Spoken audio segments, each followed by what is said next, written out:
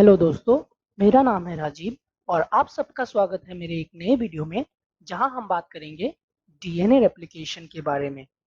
तो चलिए बिना देरी करे हम अपना वीडियो स्टार्ट करते हैं। दोस्तों, डीएनए रेप्लिकेशन एक बहुत ब्यूटीफुल प्रोसेस है जिससे कि हमारे सेल में जो डीएनए है वो एक कॉपी से दूसरा कॉपी बना सकता है और इस प्रॉपर्टी को हम ऑटोकैटालिसिस ऑफ डीएनए भी बोल सकते हैं। तो अगर कोई पूछे डीएनए रेप्लिकेशन कब होता है तो हमें बताना है कि सेल साइकिल के एस फेज या सिंथेसिस फेज में हमारा डीएनए रेप्लिकेशन होता है। सेल क्या करता है? सेल अपने डीएनए को डबल करता है ताकि डॉटर सेल्स में बराबर बराबर का डीएनए बांटा जा सके। तो ये जो रेप्लिकेशन प्रोसेस है दोस्तों, वो काफी लंबा प्रोसेस है और एक ही वीडियो में इसको कवर करना बहुत मुश्किल हो जाता है।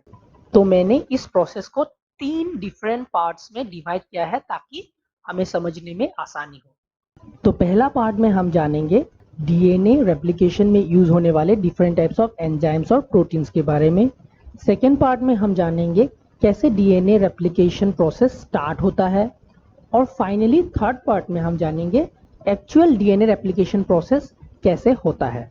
तो आज के वीडियो में हम सिर्फ देख रहे हैं डीएनए रेप्लिकेशन में यूज होने वाले एंजाइम्स और प्रोटीन्स के बारे में। पहला एंजाइम है दोस्तों हेलिकेज एंजाइम। तो दोस्तों हमें पता है कि डीएनए जो है वो एक हेलिकल स्ट्रक्चर है इस तरह का, और इसके बीच जो है वो हाइड्रोजन बॉन्ड्स होता है। हम अगर बात करें एडेनिन और थायमिन की तो इन दोनों के बीच डबल हाइड्रोजन बॉन्ड रहता है और साइटोसिन और ग्वानिन के बीच हमारा ट्रिपल बॉन्ड रहता है। तो इस तरह दोनों डीएनए का स्ट्रैंड आपस में जुड़ा होता है हाइड्रोजन बॉन्ड के द्वारा।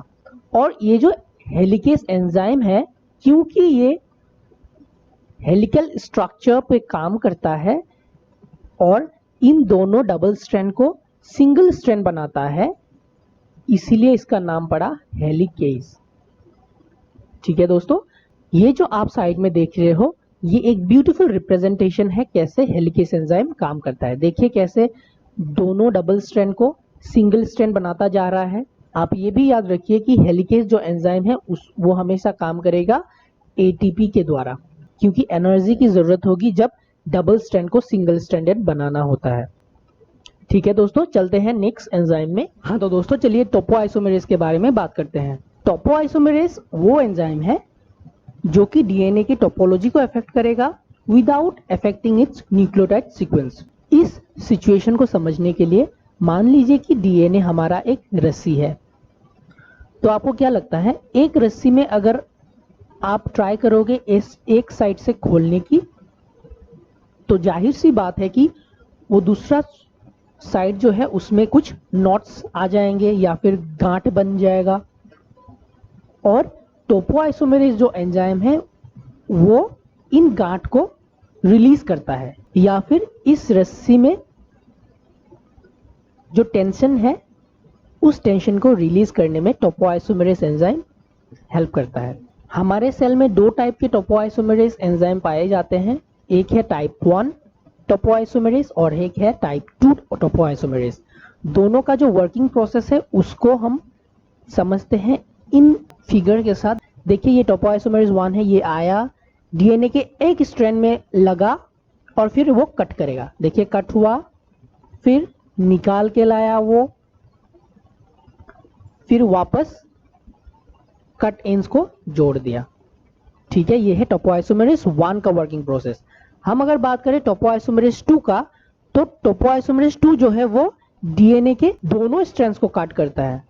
देखिए ये टोपोआइसोमेरेज आया, फिर दोनों स्ट्रैंड्स को कट करेगा, फिर जो भी टेंशन था उसमें वो रिलीज करके पूरा निकाल के लाके फिर हमारा डीएनए स्ट्रैंड्स को रीसील कर देता है। ये है टोपोआइसोमेरेज 2 का वर्किंग प्रोसेस। तो चलते हैं नेक्स्ट एंजाइम की तरफ। तो दोस्तों नेक्स्ट हम बात कर रहे हैं एसएसबी प्रोटीन्स के बारे में, जो कि सिंगल स्ट्रैंडेड बाइंडिंग प्रोटीन्स है।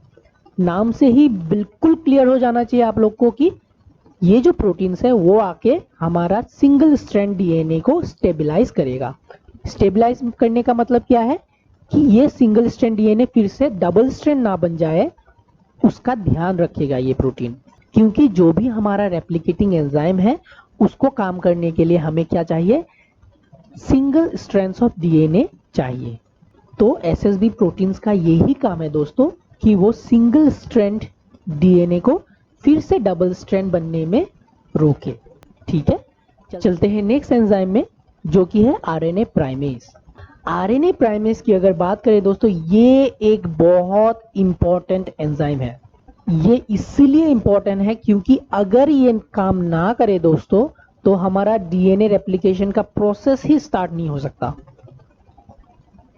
आप देख सकते हो ये जो रेड थोड़ा थोड़ा स्ट्रेच दिख रहा है आपको, ये क्या है पता है आपको? ये है आरएनए प्राइमेज का सिंथेसिस किया हुआ शॉर्ट स्ट्रेचेस ऑफ आरएनए। ये शॉर्ट स्ट्रेच ऑफ आरएनए बहुत जरूरी है क्योंकि इन्हीं आरएनए स्ट्रैंड्स में डीएनए पॉलीमरेज एंजाइम आके बाइंड करता है और एक्सटेंड करता है दोस्तों। अभी इसको भी समझने के लिए हमारे पास एक छोटा सा क्लिप है, आप देखिए ये वाला।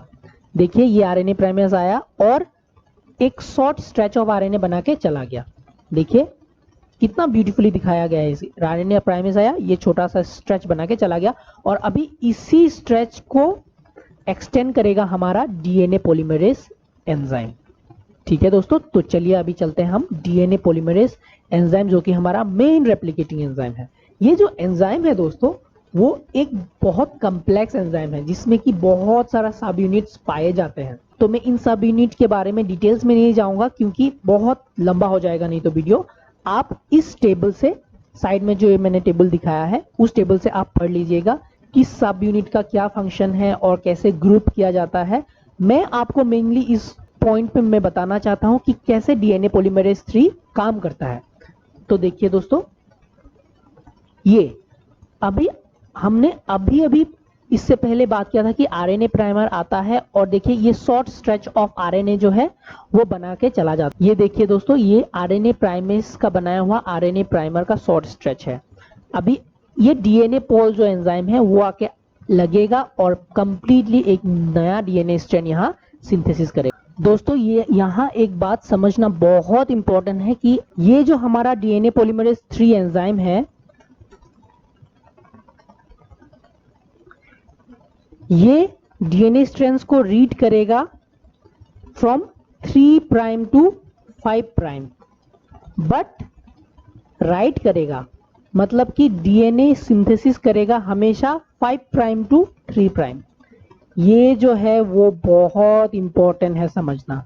अभी क्या रीड है क्या राइट है मैं आपको समझाता हूं। ठीक है, देखिए अगर आप बात कर रहे हैं इस स्ट्रैंड के बारे में तो देखिए डीएनए पॉलीमरेज जो है वो हमेशा रीड कर रहा है 3' टू 5'। देखिए 3 प्राइम टू 5 प्राइम इस तरफ से रीड कर रहा है, लेकिन बना रहा है, देखिए नया स्ट्रैंड ये बन रहा है, ये न्यू स्ट्रैंड है। ये नया स्ट्रैंड किस तरफ से बन रहा है दोस्तों? 5 प्राइम। ये 3 प्राइम है तो ये ऑब्वियसली 5 प्राइम होगा। तो देखिए 5 प्राइम की तरफ से बन रहा है, तो हमेशा बनता है 5 प्राइम टू 3 प्राइम ऐसे, तो ये रहेगा 3 प्राइम इस तरफ। तो अगर आप दूसरी तरफ के डीएनए को ले ले, ये हो गया 5 प्राइम और ये आएगा आएगा आएगा और ये बनेगा 3 प्राइम। तो देखिए अभी जैसे कि हमने पिछले स्लाइड्स में देखा था कि आरएनए प्राइमर का एक छोटा सा स्ट्रेच बना और इसी स्ट्रेच को डीएनए करेगा हमारा डीएनए पॉलीमरेज एंजाइम, जो कि मेन रेप्लिकेटिंग एंजाइम है। पर इसका जो फंक्शन है, इसका जो काम है वो किस तरह से शुरू होता है? ये हमेशा पढ़ेगा 3 प्राइम टू 5 प्राइम और लिखेगा 5 प्राइम टू 3 प्राइम। लिखने का मतलब है दोस्तों सिंथेसिस करेगा। मुझे लगता है दोस्तों आपको समझ में आ गया होगा, पर अगर आपको कोई डाउट है दोस्तों तो प्लीज मुझे कमेंट में जरूर बताइएगा, मैं अच्छे से एक्सप्लेन करने की कोशिश करूंगा। ठीक है, नेक्स्ट एंजाइम में चलते हैं दोस्तों। नेक्स्ट हम 2 इंपॉर्टेंट एंजाइम के बारे में बात कर रहे हैं, एक है डीएनए पॉलीमरेज 1 और एक है लाइगेज। तो डीएनए पॉलीमरेज 1 क्या है दोस्तों? ये जो है एंजाइम, ये क्या करता है, जो आरएनए प्राइमर शॉर्ट प्राइमर जो बना हुआ था डीएनए में, आपको याद होगा, हम जान ही रहे हैं, उन प्राइमर्स को ये रिमूव करता है। ठीक है, डीएनए पॉलीमरेज 1 का ये काम है, वो प्राइमर्स को रिमूव करेगा और कभी कभी रिपेयर ऑफ डीएनए में भी काम करता है दोस्तों। ये जो डीएनए स्ट्रेच बनेगा, थोड़ा थोड़ा गैप रह जाता है, देखिए जैसे कि इस पॉइंट में एक गैप है, तो इस गैप में आके ये प्राइमर्स को पहले रिमूव करेगा और जो डीएनए है उसको सिंथेसिस भी कर देगा। फाइनली लाइगेज क्या है दोस्तों? लाइगेज वो एंजाइम है जैसे कि ग्लू एंजाइम भी बोलते हैं, मतलब कि वो जो भी गैप्स रहेंगे डीएनए में, छोटे छोटे गैप्स, अभी ये जो है ये रेड वाला स्ट्रेच आप ले लीजिए, अभी ये बनाता बनाता हुआ इधर तक बनाएगा, पूरा बन गया, पर ये जो पॉइंट है ये छोटा सा पॉइंट रह जाता है दोस्तों। ये डीएनए पॉलीमरेज 1 सील नहीं कर सकता, तो इसको सील कौन करेगा दोस्तों? DNA ligase. तो जहां भी डीएनए गैप रहेगा, फाइनली डीएनए लाइगेज आके उन दोनों पॉइंट को लाइगेट कर देगा या फिर ग्लू कर देगा, तो उसी को हम बोलते हैं डीएनए लाइगेज एंजाइम। समझना बहुत आसान है दोस्तों, सिर्फ साइंटिफिक टर्म्स जो है उन पे आप ध्यान दीजिए। जैसे कि अभी फॉर एग्जांपल हमने जाना कि हेलिकेज क्या है, क्योंकि हेलिकल स्ट्रक्चर पे काम करता है उनको हेलिकेज बोल दिया। टोपोआइसोमरेज क्या है? क्योंकि डीएनए टोपोलॉजी को चेंज करता है without changing the nucleotide sequence, उनको बोल दिया हमने टोपोआइसोमरेज। लाइगेज क्या है? क्योंकि डीएनए को लाइगेट कर रहा है या फिर ग्लू कर रहा है, उसको बोल दिया हमने लाइगेट। ठीक है, इस तरह से इतना मुश्किल नहीं है दोस्तों, अगर आप समझने की कोशिश करो तो आप ऐसे ही अपना दिमाग लगा सकते हो और आसानी से समझ सकते हो। जैसे कि SSB protein, single strand binding protein, मतलब कि वो डायरेक्ट आके क्या करेगा? सिंगल स्ट्रैंड्स में बाइंड होगा। कितना आसान है दोस्तों, तो इस तरह आप पढ़ने की कोशिश कीजिए। फाइनली इस फिगर में हम दिखा रहे हैं प्रोकैरियोट्स और यूकैरियोट्स के बीच में जो भी एंजाइम्स है उनके डिफरेंसेस को। अभी कुछ कुछ एंजाइम है डीएनए रेप्लिकेशन की जो कि प्रोकैरियोट में ही पाए जाते हैं और वो यूकैरियोट्स के डीएनए रेप्लिकेशन में काम नहीं करते। तो इस फिगर से आप अच्छे से जान लीजिए और पॉज करके आप पढ़ सकते हो इसको।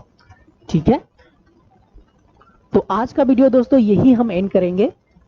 आई होप कि आपको ये वीडियो अच्छा लगा होगा, और आपको अगर ये वीडियो अच्छा लगा और पहले जो वीडियोस थे उनसे कुछ अलग लगा तो नीचे लाइक करना मत भूलिए, कमेंट करिए और अपने दोस्तों में शेयर भी कर देना। अगर आप इस चैनल में नए हो तो प्लीज सब्सक्राइब करना, क्योंकि मुझे भी मोटिवेशन की जरूरत होती है ताकि मैं और नए वीडियोस लाता रहूं और आपका हेल्प कर सकूं। तो आज के लिए बस इतना ही, तो मिलते हैं हमारे second part of DNA replication में। वीडियो को एंड तक देखने के लिए थैंक यू सो मच।